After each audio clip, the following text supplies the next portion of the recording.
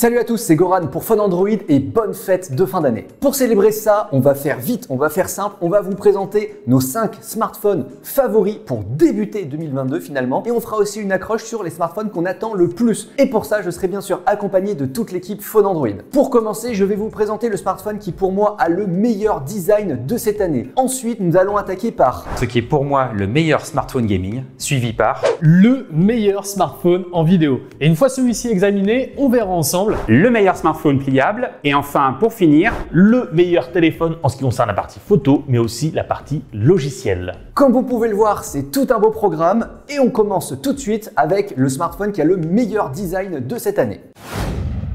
Je vous présente donc le Find X3 Pro de chez Oppo. Le Find X3 Pro, c'est tout simplement la meilleure proposition en termes d'innovation de design qu'on ait pu voir cette année. Rien que son dos est une innovation en soi avec du coup un dégradé lisse entre le dos du smartphone et le module photo. Un plaisir pour les yeux qui ne manquera pas de faire rager vos amis. Au niveau de la plateforme de la puissance, on est là sur un Snapdragon 888, un processeur donc haut de gamme qui fait plaisir. Le tout accompagné de 12 Go de RAM et 256 Go de stockage, c'est clean. Niveau autonomie, nous ne sommes pas non plus en berne avec une batterie de 4500 mAh qui va pouvoir être rechargée en charge rapide 65 watts de 0 à 100% en moins de 40 minutes. Au niveau écran, on est là également sur un banger QHD OLED 120 Hz. La concurrence le fait aussi, mais ça reste super clean. On a également de l'innovation niveau photo avec deux capteurs 50 mégapixels qui vont alimenter les deux objectifs principaux. Et en plus, peut-être en avez-vous déjà entendu parler, il y a un microscope photo intégré qui va pouvoir vous permettre de faire des photos jusqu'à x30, x60. Le tout avec des images 10 bits. Et ça, c'est nice. Niveau prix, on a de la chance. La bête a vu son prix chuter ces derniers mois, passant de 1149 € à 949 €. Un point négatif à noter, on va dire que l'audio pourrait être perfectible. Sinon, vous l'avez vu, c'est quand même un très bon smartphone. Je passe maintenant la main à l'ami Sam qui va vous présenter le meilleur smartphone gaming, à savoir le ROG Phone 5.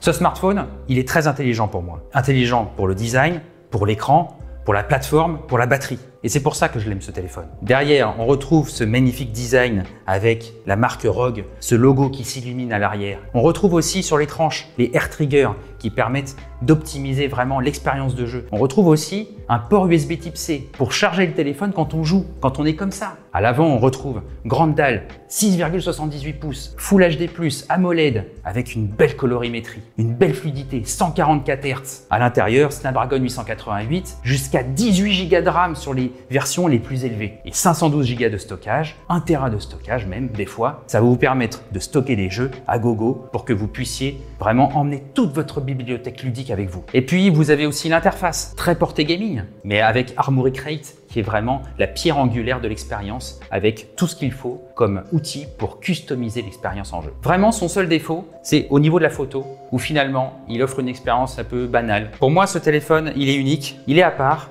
Il est peut-être un peu plus cher que les autres, mais en même temps, l'expérience qu'il offre, elle est incroyable. Je passe maintenant la main à Paul qui va nous présenter le meilleur smartphone en vidéo.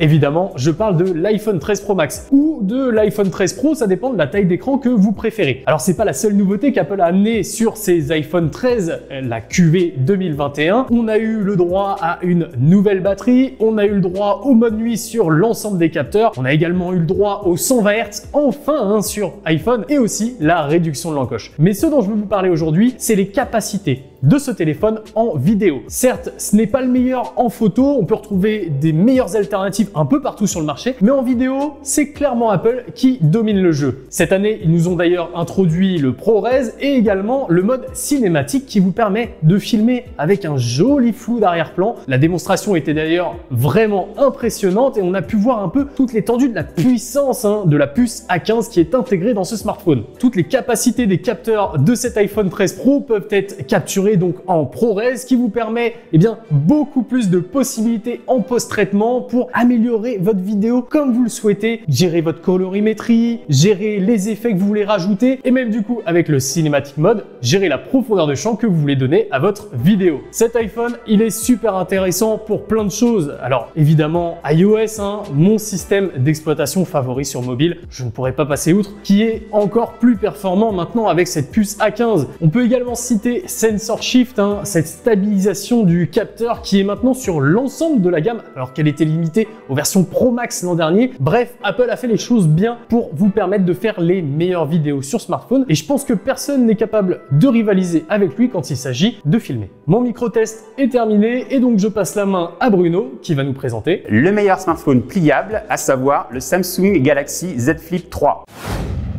Donc cette année, Samsung revient avec deux téléphones pliables, le Z Fold 3 classique et le Z Flip 3 qui s'ouvre comme un téléphone à clapet. On avait déjà eu deux itérations les années précédentes, le Z Flip et le Z Flip 5G. Cette fois-ci, Samsung revient avec une version beaucoup plus finie, beaucoup plus aboutie. Donc on va faire un rapide petit tour du propriétaire. Niveau processeur, on a un Snapdragon 888 classique. Ensuite, niveau capacité, on a 8 Go de RAM, 128 ou 256 Go de stockage. Ça aussi, c'est très classique. En termes de photos, c'est pas foufou. On a un 12 mégapixels pour le capteur principal, un 12 mégapixels également pour la partie ultra grand angle. Et puis à l'avant, on a un 10 mégapixels pour le selfie. Mais la particularité de ce smartphone, c'est surtout d'avoir à l'arrière un petit écran de 1,9 pouces qui permet de contrôler à peu près tout ce que vous voulez en termes de multimédia, surtout pour la musique, ça c'est vraiment bien. Et puis surtout d'avoir aussi vos notifications sur votre planning sur la journée, etc. Sur la version précédente, on pouvait également le faire, mais c'était tellement petit qu'on ne voyait pas grand chose et c'était vraiment ingérable. Bon, je vous cache pas que le principal intérêt de ce smartphone, c'est surtout qu'il est pliable et que Samsung a intégré l'application Flex qui permet de gérer à la fois la partie haute et basse de l'écran, donc d'avoir des contrôles en bas et puis partie multimédia en haut. En termes d'encombrement, il est vraiment top. Hop, je le plie. On peut en mettre deux dans la poche à la rigueur, pourquoi pas. Le design, il n'y a rien à redire. C'est du top de chez top. Les finitions aussi. Franchement, c'est le téléphone pliable de rêve pour cette année. Maintenant que mon test est fini, je passe donc la main à Pierre qui va nous présenter le meilleur téléphone dans la partie photo, mais aussi logiciel, c'est bien entendu le Pixel 6 Pro. J'adore ce téléphone, vraiment, pour moi c'est le téléphone le plus réussi de l'année pour plusieurs raisons. Déjà, la première chose, elle est visible, c'est le design. J'adore les designs qui sortent un peu de l'ordinaire et là Google a vraiment tenté quelque chose. Alors on aime ou on n'aime pas, mais ce bandeau avec le module photo, dès qu'on sort son Pixel 6 Pro, tout de suite il est reconnaissable et ça c'est vraiment cool. Après, Google a vraiment soigné sa partie écran. On a une dalle AMOLED de 6,7 pouces, définition en 1440p 120 Hz. Pour moi c'est extrêmement important, un bel écran et celui-là pour le coup il est nickel, il est super bien calibré. Donc il n'y a rien à redire. Il y a vraiment deux points en particulier qui font que pour moi ce Pixel 6 Pro, c'est le smartphone of the year. La première chose, c'est bien entendu la partie logicielle. On est sur Android 12. Android 12 sans surcouche est le premier téléphone à en bénéficier et Google a fait de l'excellent travail. On a vraiment un super OS qui est beau, qui est agréable à utiliser et qui apporte quelques petites fonctionnalités assez sympas juste pour les possesseurs de Pixel 6 et Pixel 6 Pro. Et cela m'amène à mon deuxième point qui est vraiment l'appareil photo. Alors certes, on a eu des très bons photophones cette année, mais pour moi, le Pixel 6 Pro dépasse tous les autres concurrents. Pourtant, sur le papier, c'est quelque chose de très classique. On a un capteur de 50 mégapixels, un ultra grand angle de 12 mégapixels et un téléphoto de 48 mégapixels. Mais c'est vraiment le traitement logiciel qui fait de la magie. On a des clichés qui sont vraiment beaux, qui sont maîtrisés, qui a une bonne gestion de la lumière, bonne gestion des couleurs aussi et un mode nuit à tomber par terre. Pour le coup, on l'a comparé à d'autres champions du marché comme le S21 Ultra. Il n'y a pas photo, le Pixel 6 Pro en ressort grand vainqueur. Enfin, dernière petite chose, Google a inclus quelques petites fonctionnalités inédites, on l'a dit, dont la gomme magique. Par exemple, vous prenez en photo un paysage et il y a un passant qui passe derrière, et ben vous pouvez l'effacer. Le logiciel effacera cette personne et qui n'apparaîtra pas sur votre photo. Toutes ces raisons font que le Pixel 6 Pro est pour moi le smartphone de l'année 2021. Le choix a été facile parce que pour moi, c'est vraiment un coup de cœur.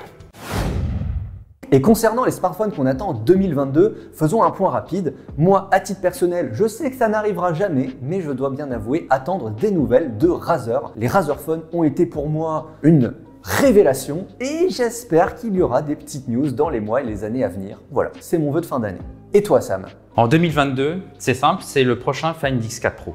Pourquoi? Parce qu'en fait, à l'intérieur, il y a un coprocesseur qui sera unique, qui est le Mari Silicon X que Oppo a présenté en décembre. Il va permettre d'optimiser vraiment les photos. Et moi, ce que j'aimerais savoir, c'est quel est l'effet de ce silicone sur les photos qu'on va avoir. L'intelligence artificielle que ça va apporter. Est-ce que ça va être aussi bien que sur du Pixel 6? Je ne sais pas. Mais en tout cas, je suis impatient de le savoir. À 2022, j'attends énormément de choses. Évidemment, les futurs iPhones, en étant grand passionné de la marque que je suis, mais également j'ai hâte de voir ce que Samsung va nous proposer avec les S22 et notamment le S22 Ultra, Note, on sait plus trop. Et peut-être aussi des nouveautés de la part de Google, peut-être une nouvelle version du Pixel 6, le Pixel 6a. Bref, je suis sûr que 2022 va nous réserver plein de surprises et j'ai très hâte de découvrir tout ça. Bon, mes attentes sur 2022, évidemment, elles sont nombreuses, mais il y a un point sur lequel j'aimerais beaucoup que les constructeurs travaillent, et je sais que c'est en cours, c'est surtout sur l'autonomie. Arriver à 3 à 4 jours d'autonomie, ça serait vraiment le top. Mes attentes pour 2022, alors elles ne concernent pas les smartphones, mais elles concernent les tablettes. Je suis très curieux de voir ce que Samsung va faire avec ses Galaxy Tab S8. 3 modèles apparemment. On se doute que OnePlus prépare aussi un petit truc, une petite tablette. C'est vraiment un format, moi, que j'aime beaucoup, la tablette, et que j'aimerais voir revenir sur le devant de la scène. Et j'espère que 2022 sera l'année de l'ardoise tactile. On a vu plein de smartphones, on a vu toutes nos espérances. On vous dit un gros merci de toute l'équipe Phone Android. Pour l'anecdote, oui, je suis assis pour éviter de montrer ma supériorité en termes de taille. Ça, c'est établi, c'est fait. Encore une fois, merci à tous et rendez-vous en 2022 pour tous les tests de tous les smartphones qui nous passeront sous la main. À bientôt. Ciao. Salut.